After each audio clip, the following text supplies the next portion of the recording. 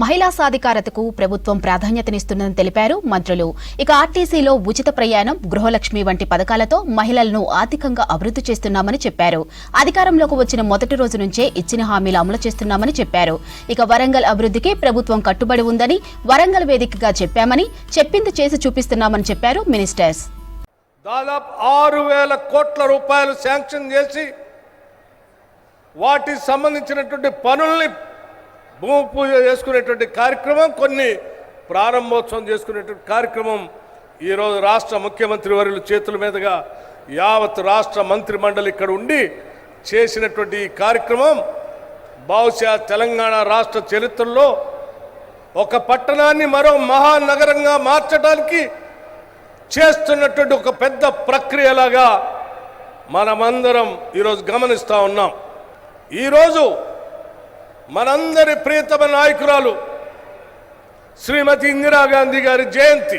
ఈ దేశంలో భూ సంస్కరణ తీసుకొని వచ్చి బ్యాంకులను జాతీయకరణం చేసి రాజభరణాలు రద్దు చేసి 20 సూత్రాల ఆర్థిక కార్యక్రమాన్ని తీసుకొని వచ్చి పేద బడుగు బలహీన వర్గాల ప్రజానికం కోసం పనిచేసినటువంటి భారతరత్న శ్రీమతి ఇందిరాగాంధీ గారు పుట్టినటువంటి రోజు. లేకపోతే దాదాపు 25,000 కోట్ల రూపాయలు ఒక సంవత్సరానికే వడ్డీ లేని రుణాలు ఇచ్చి రాబోయే 5 సంవత్సరాలలో 1,00,000 కోట్ల రూపాయలు మహిళలకి వడ్డీ లేని రుణాలు ఇవ్వాలనేటువంటి ఆలోచన కావచ్చు. ఇవన్నీ ఆనాటి గత కాంగ్రెస్ ప్రభుత్వం ఇందిరా క్రాంతి పథం అని చెప్పి రాష్ట్రంలో ఉన్నటువంటి మహిళలందరూ ఆర్థికంగా ఎదగాలనేటువంటి ఆలోచనతో ఆనాటి ఇందిరమ్మ ప్రభుత్వం ప్రవేశపెట్టినటువంటి పథకాన్ని కోరి కొట్లాడి తెచ్చుకున్న తెలంగాణ రాష్ట్రంలో బీఆర్ఎస్ ప్రభుత్వం మొత్తాన్ని వదిలేసి వడ్డీ లేని రుణాల్ని బంద్ చేసి మహిళా ఆర్థిక సాధికారత్వం పూర్తిగా నిర్లక్ష్యం చేసి వదిలేస్తే ఈరోజు తిరిగి మీ అందరి ఆశీర్వచనంతో అధికారంలోకి వచ్చినటువంటి ఇందిరమ్మ ప్రభుత్వం ఆలోచన చేసింది. మళ్ళీ మహిళలందరినీ మహాలక్ష్మిగా చేయటం కోసం తిరిగి వడ్డీ లేని రుణాలు ఇద్దాం. నేను 30 సంవత్సరాల నా రాజకీయ జీవితంలో చాలామంది ముఖ్యమంత్రులను చూశాను. అందులో ముఖ్యంగా నేను అందరికంటే అభిమానించేటువంటి నాయకుడు రాజశేఖర రెడ్డి గారు. రాజశేఖర రెడ్డి గారు తర్వాత అత్యంత అభిమానించే నాయకుడు ఎవరంటే రేవంత్ రెడ్డి గారు అని చెప్పి నేను మరి పబ్లిక్గా నేను చెప్తా ఉన్నాను.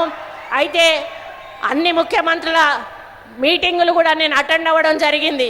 జనరల్గా ముఖ్యమంత్రులు ఒక మీటింగ్ పెట్టినప్పుడు ఆ మీటింగ్లో మాకు కావాల్సిన సమస్యలను చెప్పి అన్న ఈ సమస్యలు ఉన్నాయి, ఇవి తీర్చండి, వచ్చేసారి మీరు వచ్చినప్పుడు ఈ సమస్యలకు పునాది వేయాలి అని చెప్పినటువంటి సందర్భాలు ఉన్నాయి.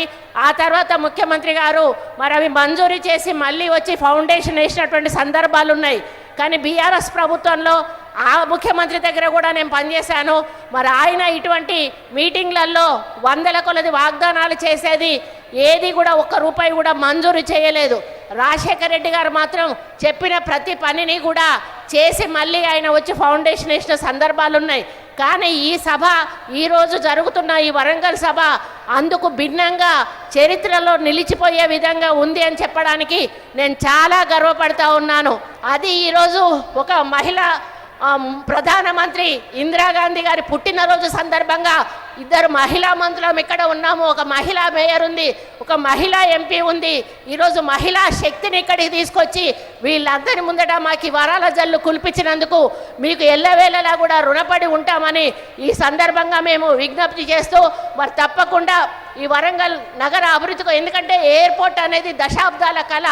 ఎయిర్పోర్టు కళను ఎవ్వరు కూడా సహకారం చేయలేకపోయారు. అది ఈరోజు మన రేవంత్ రెడ్డి అన్న వల్ల అవుతుంది. రేపు మనకి ఎయిర్పోర్ట్ వస్తే మనకు కంపెనీలు వస్తాయి, ఇండస్ట్రీస్ వస్తాయి. ఇటు కరీంనగర్ సైడ్ కానీ, ఇటు ఖమ్మం సైడ్ కానీ, ఇటు హైదరాబాద్ సైడ్ కానీ విపరీతమైనటువంటి మనకి ఇండస్ట్రీస్ వచ్చినప్పుడు మన పిల్లలకు ఉద్యోగాలు వస్తాయి, మనము ఆర్థికంగా బాగుపడతాము. దాని ఎయిర్పోర్ట్ వల్ల చాలా అభివృద్ధి జరుగుతుందనే విషయాన్ని మీ అందరికీ కూడా తెలుస్తూ అమ్మ పాలనను అందించినటువంటి ఐరన్ లేడీ ఆఫ్ ఇండియా మన ఇందిరాగాంధీ గారి యొక్క జన్మదినాన్ని పురస్కరించుకొని ఈరోజు మహిళా శక్తితో మీటింగ్ ఏర్పాటు చేసి ఇక్కడికి విచ్చేసినటువంటి గౌరవ మనందరి అభిమాన నాయకుడు సీఎం రేవంత్ రెడ్డి గారికి, ముఖ్యంగా మన ప్రభుత్వం అంటేనే మహిళా ప్రభుత్వం, మహిళా అభివృద్ధిని కాంక్షించే ప్రభుత్వం.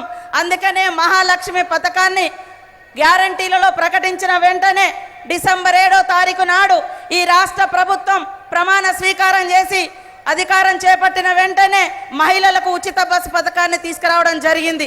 అదే విధంగా మహిళలకు భారం పడకూడదనే ఉద్దేశంతో 1200 ఉన్నటువంటి గ్యాస్ సిలిండర్ ధరను 500కే ఇవ్వడం జరుగుతూ ఉంది. మహిళల్ని లక్షాధికారులను చేయాలని పావుల వడ్డీ పథకం తీసుకురావడం జరిగింది. ఈరోజు సీఎం రేవంత్ రెడ్డి గారు 1 కోటి మంది మహిళలను కోటీశ్వర్లను చేయాలటువంటి లక్ష్యంతో ఇవాళ మహిళలందరికీ కూడా మరి బ్యాంక్ లింకేజీలతో పాటు ఎలాంటి వడ్డీ మీ మీద లేకుండా ప్రభుత్వం భరిస్తూ ఉంది. ఈరోజు మహిళలందరికీ 21,446 కోట్ల రూపాయలను బ్యాంక్ లింకేజ్ ద్వారా ఎలాంటి రూపాయి భారం వడ్డీ భారం లేకుండా ఈరోజు మీకు చెక్కులు అందజేయడం జరుగుతూ ఉంది. దాదాపుగా 3,000 కోట్లకు పైగా విలువ చేసేటువంటి సోలార్ విద్యుత్తును అందిస్తున్నటువంటి మరి డిప్యూటీ సీఎం గారికి బట్టి విక్రమార్కన్న గారికి కూడా ప్రత్యేక ధన్యవాదాలు తెలియజేస్తా ఉన్నాం. ఆడపడుచులందరూ కూడా ఈ పెద్దన్నను చిన్నన్నను ఈ ప్రభుత్వాన్ని దీవించాలని మనస్ఫూర్తిగా కోరుకుంటూ